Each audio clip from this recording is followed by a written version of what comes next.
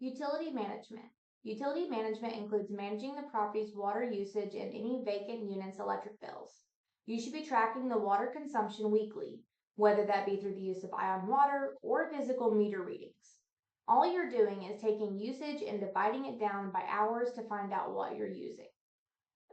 You can calculate your usage with a simple equation.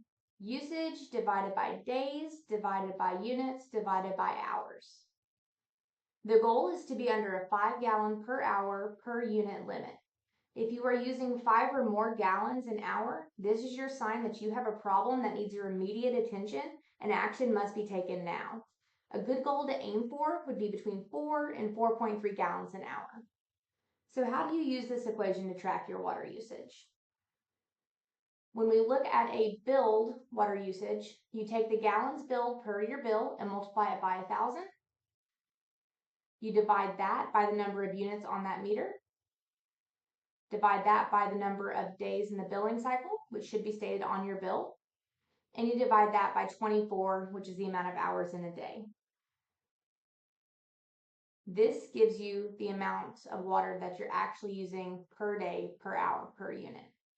When we look at calculating it with taking meter readings, you subtract the last meter reading from your current meter reading, divide that number by the number of units on that meter, divide that by the days since the last meter read was taken, and then you divide that by, again, 24, the amount of hours in a day, and it also gives you the average water per day, per hour, per unit used.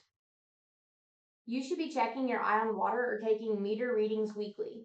If you notice that the week's average is 5 gallons an hour or higher, you should immediately start looking for water leaks and track the water daily until the water usage is consistently below 5. Once it is dropped below 5, you can then go back to weekly readings.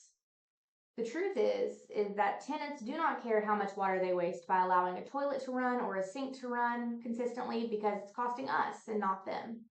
So as a manager, you can control your water usage following 2 simple steps. 1, by ensuring that when a leak has been detected that it is located and repaired with a sense of urgency, and 2, that you have followed up with the tenant to make sure that the leak was repaired correctly and that it is actually stopped. If you fail to follow up with this, you'll have a leak in addition to any new leaks, raising your bill even more. Again, that goal is to be less than 5 gallons per hour. When we talk about managing electricity in vacant units, this includes implementing a few best practices in your make-ready process. If you plan to just remember it, it will always let you down. So things to be mindful of are if you are working in multiple units at the same time or have multiple units on your board at one time, you should not be cooling every one of these units, only the ones you're physically in.